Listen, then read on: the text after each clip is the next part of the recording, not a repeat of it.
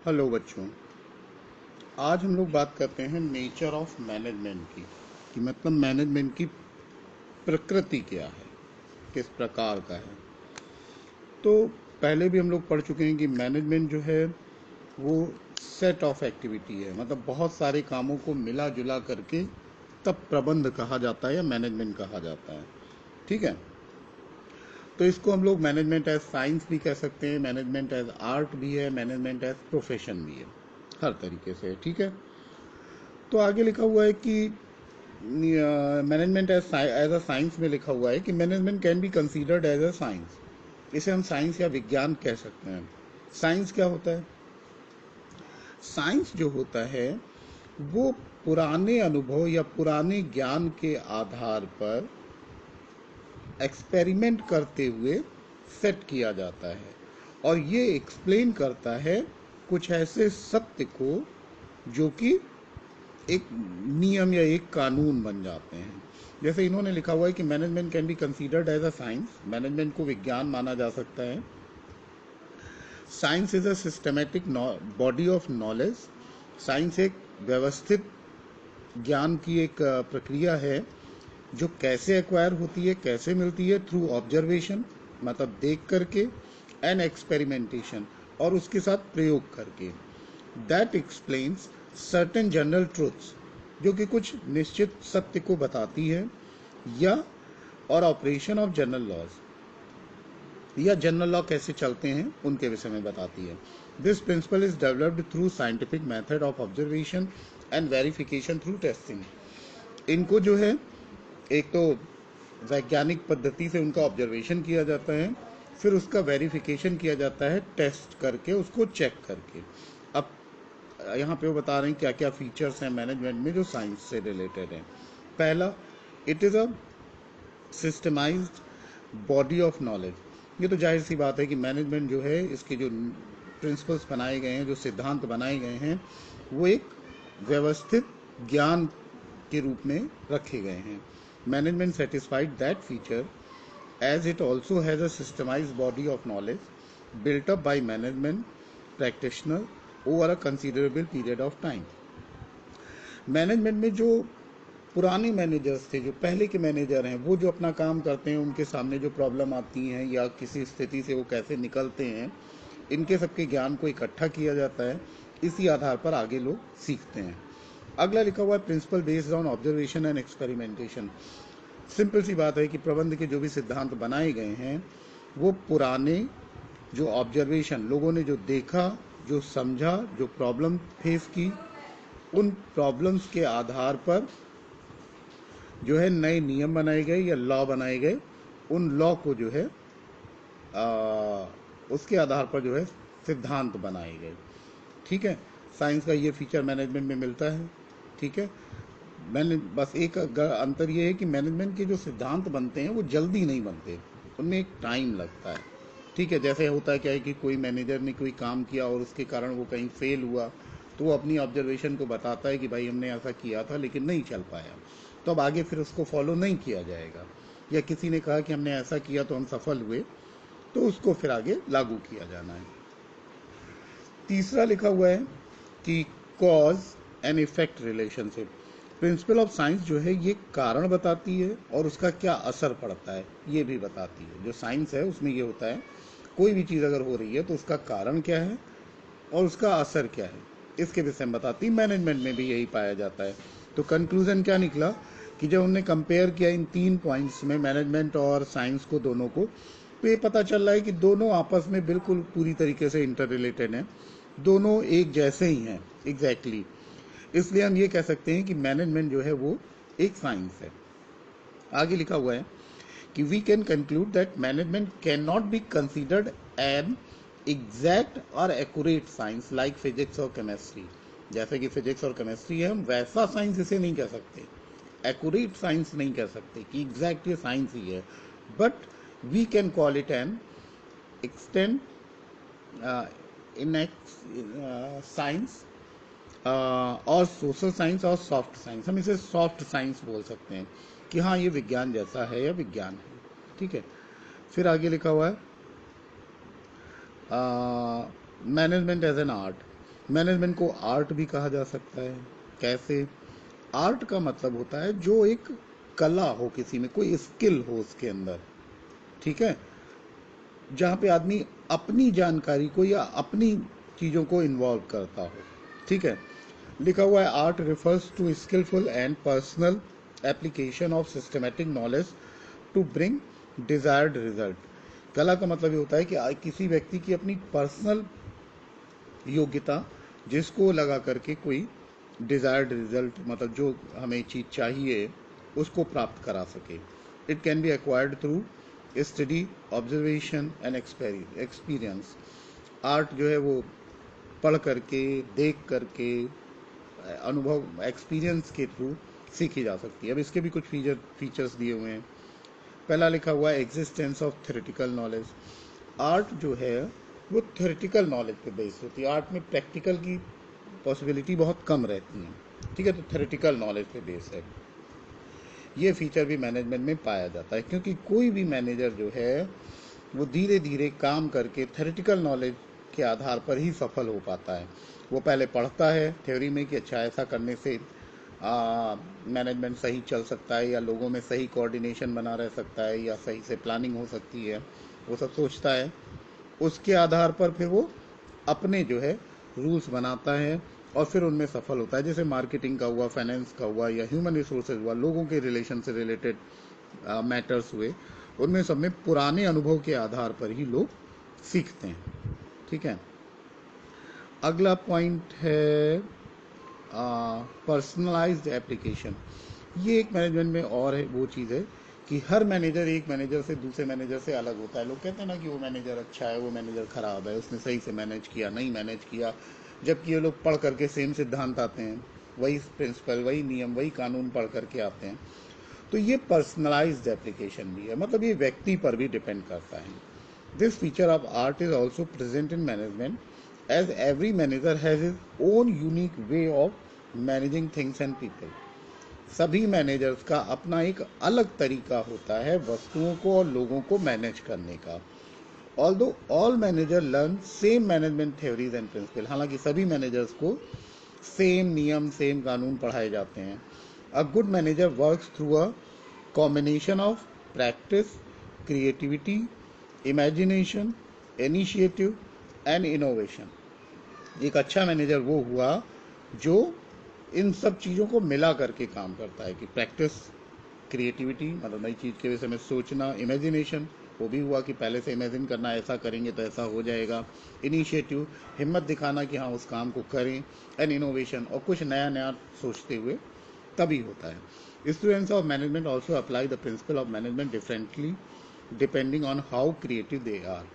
ऐसे ही जो स्टूडेंट्स हैं मैनेजमेंट के, जो मैनेजमेंट पढ़ रहे होते हैं, सीख रहे होते हैं, वो लोग भी अलग अलग की क्रिएटिविटी अलग होती है, तो अलग अलग आदमी अलग अलग तरीके से उस मैनेजमेंट के प्रिंसिपल्स को इन्वॉल्व लगाता है। फिर लिखा हुआ है based on practice and creativity.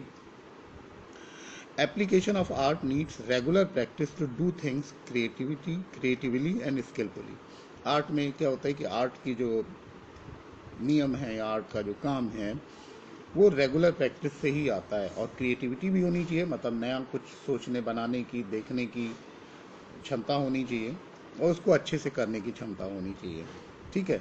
तो ये बोल रहे हैं कि मैनेजमेंट में भी ये चीज़ पाई जाती है, क्योंकि मैनेजर जो होता है वो अपनी एफिशिएंसी के अनुसार, अपनी स्किल के अनुसार अलग अलग चीज़ क्रिएट करता रहता है, अलग अलग तरीका क्रिएट करता रहता है। फिर उनका जो है इफेक्ट देखता है क्या है।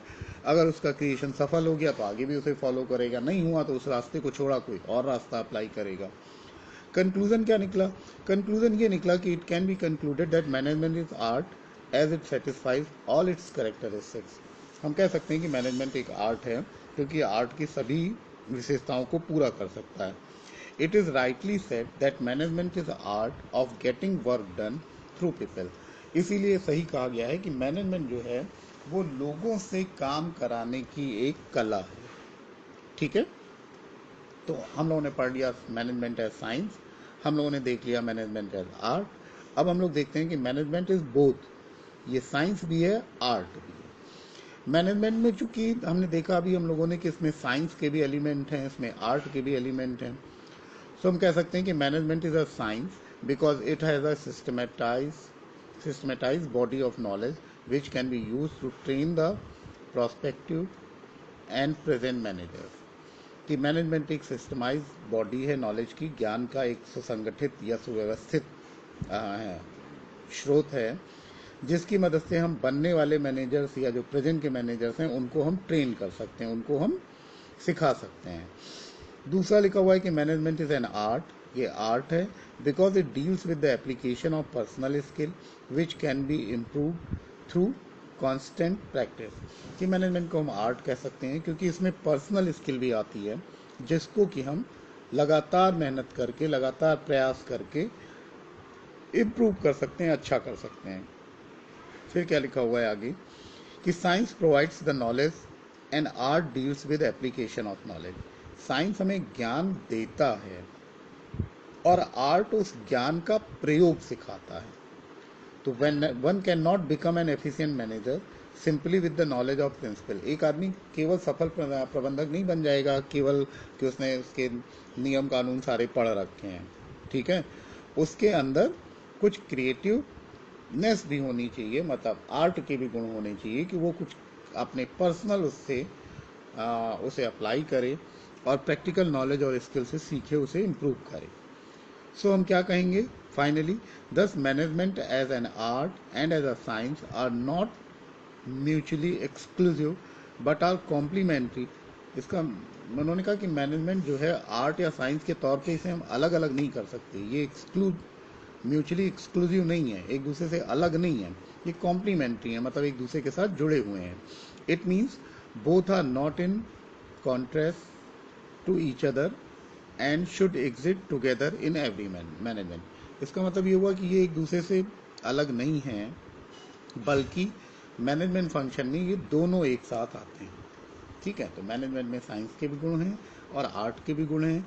जब भी कभी मैनेजमेंट अप्लाई होता है तो उसमें साइंस भी फॉलो होती है, आर्ट भी फॉलो होती है। साइंस हमें सिद्धांत बताती है, मैनेजमेंट का जो साइंस वाला पार्ट है वो पार्ट मैनेजर को एक सिद्धांत बताता है कि इस सिद्धांत को हमें लागू करना चाहिए। और आर्ट वाला जो पोर्शन है मैनेजमेंट में वो ये बताता है कि इस सिद्धांत को हम इस तरह से लागू करेंगे, ठीक है। फिर आगे एक हो गया मैनेजमेंट एज अ प्रोफेशन, एक पेशे के रूप में मैनेजमेंट की क्या क्या कैरेक्टरिस्टिक्स हैं। इन्होंने बताया प्रोफेशन का मतलब एक्चुअली क्या होता है कि अपने विशेष ज्ञान या ट्रेनिंग के आधार पर कोई ऑक्यूपेशन करना, कोई बिजनेस करना, ठीक है। इसमें एक चीज़ ये भी होती है कि जैसे जो पेशा हमारा है इन विच एंट्री इज रेस्ट्रिक्टेड, मतलब यहाँ पे जैसे जो कला, जो पेशा हमारा है उसमें कोई दूसरा आसानी से नहीं आ सकता जब तक वो वैसा ही नहीं होगा। तो इन्होंने देखो क्या क्या इसके लिए बताया है कि फीचर्स क्या क्या हैं प्रोफेशन वर्सेस मैनेजमेंट के। पहला होता है स्पेशलाइज्ड नॉलेज। प्रोफेशन जो होता है उसके लिए एक स्पेशलाइज्ड नॉलेज होना चाहिए, एक विशेष ज्ञान होना चाहिए। ये ज्ञान मैनेजमेंट में होता है। क्यों? क्योंकि वो मैनेजमेंट के डिफरेंट कॉन्सेप्ट को सीखता है, थ्योरीज को सीखता है, प्रिंसिपल को सीखता है, फिर उसके थ्रू इनको इवॉल्व करता है, लगाता है। All over the world management is taught at different institution. पूरे विश्व में मैनेजमेंट कई संस्थाएं हैं जो सिखाती हैं, पढ़ाती हैं। जैसे इंडिया में Indian institute of management IIM, ठीक है। फिर है restricted entry. Every profession restricts the entry through an examination और through acquiring an educational degree. सभी प्रोफेशन के लिए ये रोकता है कि मतलब बिना एग्ज़ाम दिए हुए या बिना एक कोई विशेष डिग्री हासिल किए हुए आप उसमें नहीं आ सकते हो। जैसे कि इंडिया में क्या है कि एक आदमी CA तभी बन सकता है जब वो CA का एग्ज़ाम वो करे। जैसे वकील होता है, वकील भी एक प्रोफेशन है, तो वकील कोई आदमी क्यों बनेगा, कब बनेगा एडवोकेट अगर उसे बनना है, जब वो एक विशेष ज्ञान प्राप्त करेगा, ठीक है। तो इसलिए इसमें एंट्री रिस्ट्रिक्टेड है, हर आदमी नहीं हो सकता कि वो पेशा शुरू कर दे या प्रोफेशनल बन जाए। उसके लिए उसे कुछ सर्टेन एग्ज़ाम हैं या डिग्रीज हैं जिनको पहले लेना होगा, ठीक है। लेकिन ये फीचर मैनेजमेंट में बहुत ज़्यादा लागू नहीं होता क्योंकि एक बिना पढ़ा लिखा आदमी भी बहुत सारे लोगों को अच्छे से मैनेज कर सकता है। आगे देखो क्या लिखा हुआ है कि this feature is not applicable to management, ये मैनेजमेंट में एप्लीकेबल नहीं है, as management is open to all individuals who wants to learn skill of management, कि मैनेजमेंट सभी के लिए ओपन है, जो इसे सीखना चाहता हो सीख सकता है। Anyone can be called a manager irrespective of educational qualification process, किसी भी व्यक्ति को हम मैनेजर कह सकते हैं या बना सकते हैं, इससे कोई मतलब नहीं है कि उसकी शैक्षिक योग्यता क्या है, एजुकेशनल क्वालिफिकेशन उसकी क्या है, ठीक है। फिर है professional association. Every profession is affiliated to a professional association which regulates entry, grant certificate of practice and formulas and enforce a code of conduct. जितने भी प्रोफेशन है उन सबको कंट्रोल करने के लिए, देखने के लिए एक प्रोफेशनल एसोसिएशन बना हुआ है, जिसका काम है कि इन लोगों पे नज़र रखना, इनके लिए कोड ऑफ कंडक्ट बनाना, मतलब रूल रेगुलेशन बनाना, ये सब होता है। एक उदाहरण उन्होंने दिया, for example the bar council of India controls the activity of all lawyers. Court में एक होता है बार काउंसिल, उसका काम क्या होता है कि सभी वकीलों की जो काम जो वकील लोग करते हैं उन पे कंट्रोल करने के लिए होता है, ठीक है। This feature is also not applicable to management, ये फीचर भी मैनेजमेंट पर लागू नहीं हो पाता। क्यों? क्योंकि it is not compulsory for a manager to a member of any management association, कि मैनेजर के लिए ज़रूरी नहीं है कि वो किसी मैनेजमेंट एसोसिएशन का, संगठन का सदस्य ही बने।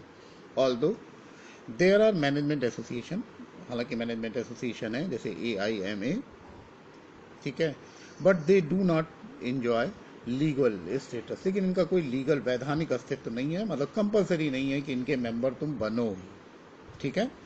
फिर आगे लिखा हुआ है ethical code of conduct. There are certain ethics which the torch barrier of every person has to be abide by. कुछ ऐसे एथिक्स हैं या कुछ ऐसे नियम हैं जो कि टॉर्च बियरर है, मतलब वो लागू ही होने वाले हैं सभी के लिए। ये फीचर भी इसमें नहीं होता, प्रोफेशन में ऐसा होता है। जैसे डॉक्टर्स के लिए एक एथिक है डॉक्टर की, उसमें कि ये मरीज का भला ही करेंगे, करते नहीं अलग बात है, ठीक है, जैसी भी प्रैक्टिस करते हैं वो, लेकिन वो एक ट्रुथ है कि हाँ डॉक्टर का मतलब है कि वो लोगों का भलाई करने के लिए उन्होंने हॉस्पिटल खोल रखा है, ठीक है। तो मैनेजमेंट में भी ऐसा कोई गुण नहीं पाया जाता। There is no uniform code of conduct for the managers, क्योंकि मैनेजर्स के लिए कोई ऐसा नियम कानून नहीं है। Although certain management association such as AIMA, जो कि क्या करता है, कुछ रूल रेगुलेशन बनाता रहता है, उम्मीद करता है कि मैनेजर ऐसा करेंगे, बट उसका कोई लीगल सपोर्ट नहीं है, मतलब कानूनी तौर पे उन्हें कोई मान्यता नहीं है। फिर 5वां पॉइंट लिखा हुआ है service motive. The aim of every profession is to serve client. सभी मैनेजमेंट का जो मुख्य उद्देश्य है वो यही होना चाहिए कि वो अपने क्लाइंट को, अपने कस्टमर को सर्विस प्रोवाइड करें, ठीक है। For example task of lawyer is to ensure that his client gets justice. जो लॉयर होते हैं, जो वकील होते हैं, उनका काम क्या होता है, उनका मुख्य उद्देश्य यही होता है कि जो उनका क्लाइंट है उसको न्याय मिल सके। ऐसा फीचर पूरी तरीके से मैनेजमेंट में नहीं पाया जाता, मतलब 100% नहीं पाया जाता कि हाँ मैनेजर हमेशा न्याय दिलवाएगा या भलाई करेगा, लेकिन फिर भी मैनेजमेंट का उद्देश्य यही होता है कि वो जो है अपने संस्था को प्रॉफिट मोटिव बनाए, मतलब लाभ कमवाए। तो कंक्लूजन क्या निकला? Finally it can be concluded that management does not possess all the necessary features of a profession, कि मैनेजमेंट में सभी गुण नहीं है प्रोफेशन के, ठीक है, but it is moving fast in the direction of becoming a profession as professional enjoy higher status in every society. लेकिन ये बहुत तेजी से प्रोफेशन की तरफ बढ़ रहा है।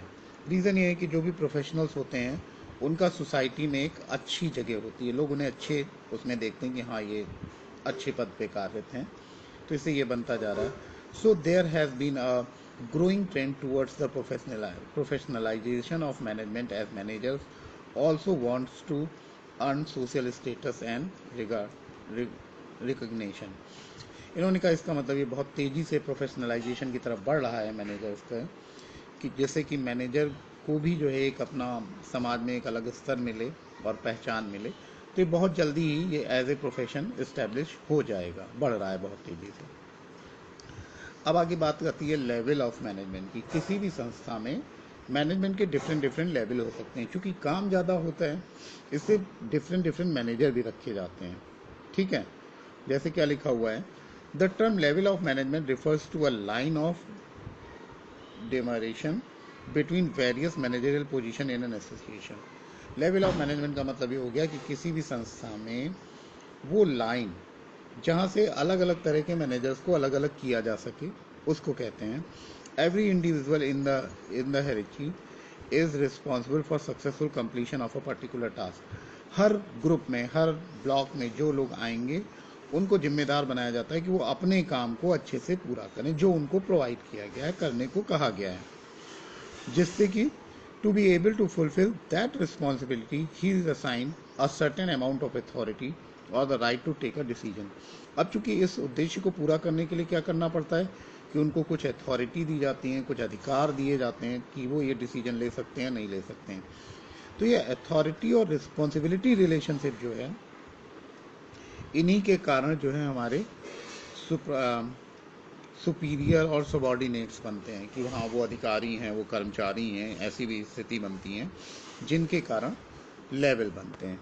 तो मैनेजमेंट के लेवल को बेसिकली 3 पार्ट में डिवाइड किया जा सकता है: top level management, middle level management, supervisory और operational management, that is lower level management. तो मेनली तुम 3 मानो, टॉप, मिडिल एंड लोअर। हालांकि ज़रूरी नहीं कि हर संस्था में ये पाए ही जाएं, लेकिन एक अच्छी बड़ी संस्था में ये होते हैं। ये डिपेंड इस पर करता है कि कितने लोग काम कर रहे हैं। जितने ज़्यादा लोग काम कर रहे होंगे उतने ज़्यादा मैनेजर की आवश्यकता पड़ेगी। इन्होंने पहले बात की top level management. Top level management सबसे सीनियर मोस्ट होता है, ठीक है।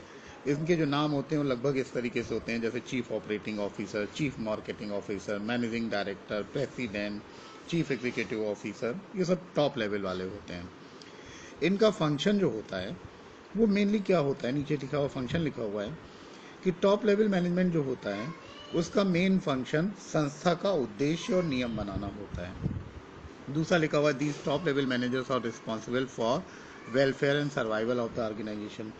यही लोग जिम्मेदार होते हैं संस्था के चलने में और बने रहने के लिए, ठीक है। सारी जो ओनर होता है, जो मालिक होता है, वो इन्हीं से बात करता है, इन्हीं से पूछता है। They analyse the business environment and its implication for the survival of the firm.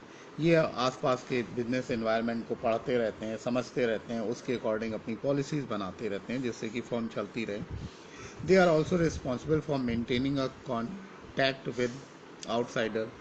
इन्हीं लोगों की ये भी जिम्मेदारी होती है कि बाहर के जो लोग हैं उनके साथ अपने कॉन्टैक्ट बनाए रखें। They are responsible for all the activities of the business and for its impact on society. ये टॉप लेवल वाले जो हैं ये पूरी संस्था के सभी कामों के प्रति उत्तरदायी होते हैं और उसका क्या इफेक्ट पड़ता है सोसाइटी पे, इसको भी देखते हैं। फिर आते हैं middle level management. Middle level management में क्या होता है कि मिडिल लेवल मैनेजमेंट जो है वो एक लिंक होता है टॉप लेवल और लोअर लेवल के बीच में। मतलब एक बड़े अधिकारी और उससे नीचे वाले और अपने से नीचे वाले अधिकारी, ये बीच की कड़ी हैं, ठीक है। इनमें जो है कैसे कैसे नाम होते हैं, production manager, marketing manager, finance manager, human resource manager, ऐसे इनके नाम होते हैं। Middle management is responsible for implementing and controlling plans and strategies developed by the top level management. At the same time, they are responsible for all the activities of first line. Middle level management का मुख्य काम क्या होता है कि जो top level management ने जो नियम और पॉलिसीज़ बनाई हैं उन पॉलिसीज़ को फर्स्ट लाइन मैनेजर तक पहुंचाना और देखना कि फर्स्ट लाइन मैनेजर क्या उस काम को पूरी तरीके से कर रहे हैं या नहीं कर रहे हैं। इनके फिर फंक्शन लिखे हुए हैं। पहला, execution of plan of organisation. संस्था ने जो प्लान बनाया है या जो नियम बनाया उसको एग्जीक्यूट कराना, उसको लागू कराना इन्हीं के ऊपर डिपेंड करता है। Ensure that their departments has a necessary personnels. ये भी देखना कि जो भी कुछ इनके विभाग हैं, जो डिपार्टमेंट में हैं, उनमें क्या जो ज़रूरी लोग हैं उतने लोग हैं। मेकिंग प्लान फॉर सब यूनिट्स। जो इन छोटी यूनिट्स हैं, जो छोटे छोटे प्लान हैं, वो बनाना इन्हीं के जिम्मे आता है। फिर motivate them to achieve desired objectives. उनको सबको मोटिवेट करना, प्रोत्साहन देना, जिससे कि जो उद्देश्य चाहिए वो पूरा हो पाए। फिर है cooperate with other department for smooth functioning of the organisation. कोई भी ऑर्गेनाइजेशन जो होता है वो कई डिपार्टमेंट्स में बटा होता है और सब डिपार्टमेंट मिलजुल करके काम करते हैं, तभी उद्देश्य पूरा होता है। तो इन लोगों के पास, मिडिल लेवल मैनेजमेंट के पास, एक काम ये भी होता है कि ये इंश्योर करें कि हाँ उनके सबके बीच में एक ठीक ठाक कोऑर्डिनेशन है। ठीक है। फिर इंस्पायर लोअर लेवल मैनेजर, जो इनसे नीचे वाले लोग हैं, मैनेजर हैं, उनको इंस्पायर करना, उनको प्रमोट करना कि हाँ तुम अच्छा काम कर रहे हो और अच्छा करो। ठीक है। फिर तीसरे नंबर पे आता है lower level management. Lower level management को सुपरवाइजरी और ऑपरेशनल लेवल ऑफ मैनेजमेंट भी कहते हैं। इनका काम क्या है? ये एक तो बहुत इंपॉर्टेंट रोल प्ले करते हैं, क्योंकि वास्तव में काम जहाँ पे हो रहा होता है वहाँ पे ये लोग होते हैं। ठीक है। यही लोग देखते हैं कि काम सही से हो रहा है या नहीं हो रहा है, तो मेन लोग यही लोग हैं। ठीक है। इनके पास रिस्पॉन्सिबिलिटी ज़्यादा होती है, अधिकार कम होते हैं। पहला क्या लिखा हुआ है? Assigning the various job and task to the worker. इनका काम है लोगों को अलग अलग काम बताना कि तुम्हारा ये काम है, तुम्हारा ये काम है, ऐसे करना। Supervisors directly overseas the effort of the workforce. ये डायरेक्टली देखता है कि कौन आदमी कितना काम कर रहा है, क्या नहीं कर रहा है। तो their efforts quality of output is maintain and wastage of material is minimise. ये भी देखता है कि वो लोग अपनी जो है अपना एफर्ट सही लगा रहे हैं, क्वालिटी सही से बन रही है, जो चीज़ हमें चाहिए थी, वेस्टेज तो नहीं है मटेरियल का, अगर है तो उसको मिनिमाइज करें। और ये प्रोडक्ट की क्वालिटी के लिए और क्वांटिटी के लिए जिम्मेदार होते हैं। अगर प्रोडक्शन कम हुआ तो भी यही जिम्मेदार हैं, ख़राब क्वालिटी का हुआ तो भी यही जिम्मेदार हैं। They help to solve the grievance of the workers. कर्मचारियों के जो झगड़े हैं, जो समस्याएं हैं, उनको दूर करने में मदद करते हैं। The quality of workmanship and the quantity of output depends on the hard work, discipline and loyalty of the worker. जो क्वांटिटी है आउटपुट की, कितना प्रोड्यूस हुआ, और उसकी क्वालिटी क्या है, ये वर्कर्स के हार्ड वर्किंग पर डिपेंड करता है, उनकी डिसिप्लिन पर डिपेंड करता है। तो ये चीज़ यही लोग देखते हैं, तो इसलिए काफ़ी इंपॉर्टेंट रोल ये लोग प्ले करते हैं। यहाँ तक हम लोग इसमें कर रहे हैं। आगे फिर थोड़ा सा और काम है, फंक्शन ऑफ मैनेजमेंट और इनका एक्सप्लेनेशन, वो हम लोग नेक्स्ट वीडियो में करेंगे।